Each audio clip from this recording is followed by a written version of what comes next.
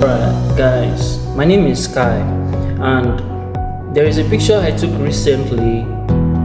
I created the pictures for Ghana independence, and a lot of people have been asking me how I be able to achieve from this look to this look.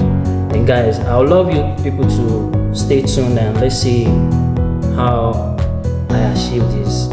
I'm sure you also gain a lot of from this picture. You also gain a lot of things. So stay tuned and follow up for more.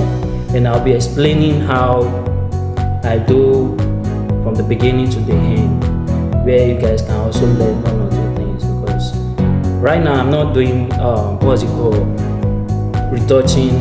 What I'm trying to teach you guys is manipulation. How I be able to manipulate the picture from days to days.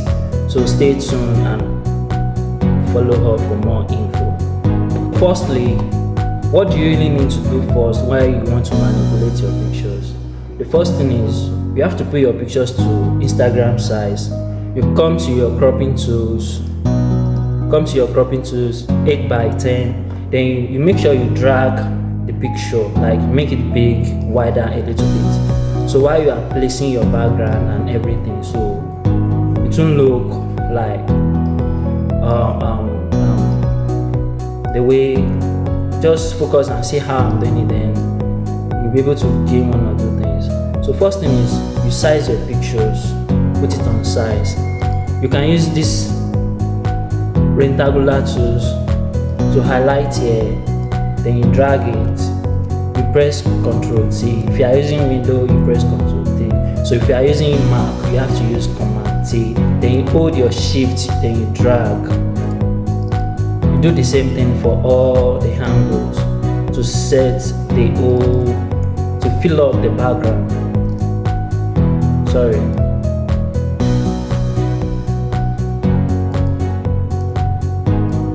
So, sorry, it's a mistake. So, to fill up the background, so this is how you are going to do it. Drag it. So, what next? The Photoshop I'm using is the latest Photoshop, Adobe Photoshop 2025. So, you duplicate your background 3 times. Then you come to your quick selection tools, which is this one. Then you come to your select object, you click on it. See that it has highlighted all the necessary places you need to work on. If there is any place you need to do adjustment, then you go back to your cropping tools. Like for instance here, go back to your cropping tools, then you crop it, use plus, make sure it's well cropped. Okay, so pictures that. Then you feather it, feather 2, put it on feather 2. Then you press Ctrl X on your keyboard, Ctrl X, which is cut. If you see now, the pictures has been cut on this particular background. So for you to place the picture back, press Ctrl Shift V, Ctrl Shift V. You see that the background is still on the pictures that I copy out from the background. It has copied over the background. If you use, let's undo, then let's see if I undo. If you press Ctrl V, you see that the background is not fair. So what you have to do is that go back, you use Ctrl Shift V, it's firm, fine. Then you come here, you highlight the background. You see how I highlight the background? It's different from the floor, so it must look real. Then you come to your filter, go to your blur, then you go to your Gaussian blur, then you can blur it a little bit. You blur it, so the background will be neat. You understand me? Then you come to the floor as well. You highlight. Then you can press. You right click on your mouse. Then you press Gaussian blur. You see that the background has blur, but the floor must be real. Do you understand? So what we have to do here now is you press Ctrl Shift F to reduce the opacity. Do you see how it is? To reduce the opacity, then you put it on any opacity you know you are okay. It depends on how your picture looks. So let's put this on, let's say around 57 is okay. Fine. If you take a look, we still have some little particles on the floor. So what we have to do now is you go to your patch tools. This is patch tools here. Patch tools. Then you highlight it. You remove the particles. Make sure you do it to the whole things. Sorry.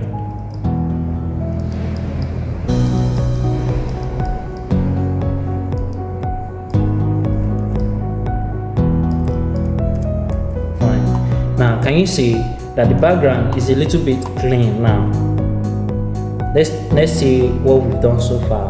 The reason why we duplicate earlier is so we'll be able to see the before and after and what we are doing. This is before, this is after, this is before, this is after. So at the same time, you can also come to your mixer brush. You understand? You also clean. You use your mixer brush to clean some little places on the background because it has to look neat and real. So that is what I'm doing right now. I'm cleaning the background, the floor, so that some pictures, when you take your picture, there are some shadows. So all those shadows must not be clean. That is why we don't use the whole Gaussian blur earlier. That's why we reduce the opacity. So all these little things must be the things you must focus on while you are doing your editing or while you are doing your manipulation. Can you see how it is now? Now let's see the before and after.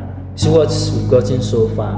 Then fine. Let's see this particular background I use. I downloaded it from Chrome. So the light you see that come from the upper layer, I also put it on it. I got it from Chrome as well.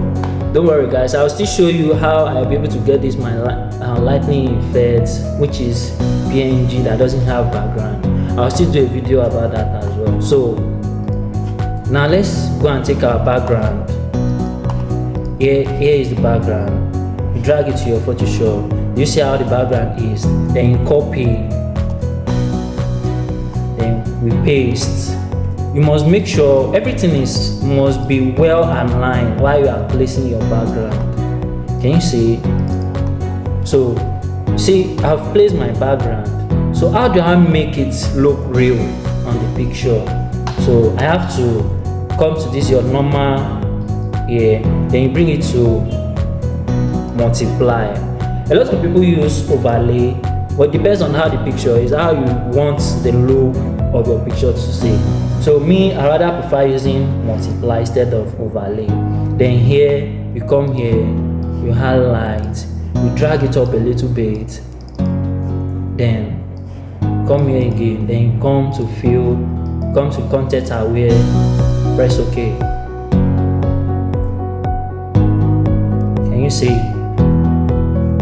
So likewise here, you drag it a little bit front. Then you highlight again, then you right click, fill, then content away. Can you see? Can you see what we've gotten so far? If you can see, there are some little things on the background, so we have to remove it, take it back to normal. Then those written on the background, use your patch tools to remove all those particles on the background.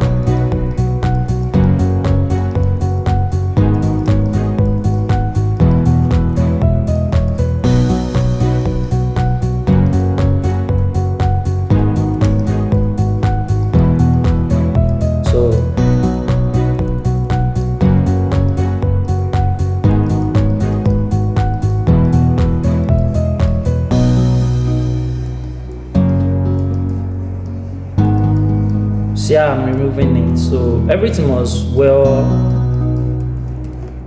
removed and detailed. You understand what I mean? So you take your time to do it. It's not something you rush and do. But here I'm just showing you how I'll be able to achieve the picture so far. Then you take it back to the multiply. You see, when you think the background is a little bit darker, the background, the object, fine. I'll still explain to you how you can be doing your manipulation that it must look real. Many people don't understand what manipulation is all about. Your picture must not too darker than your background. Your background must go so that your picture will come out well on your background. So we can come down under the background. You come to here, then you come to curve. We can take it up a little bit to brighten the background. Not for you to use Ctrl L on your keyboard or Ctrl L. So you rather use curve. In case if you are doing multiple pictures, you can just drag this curve to another one you want to do. So this is how we are doing this now.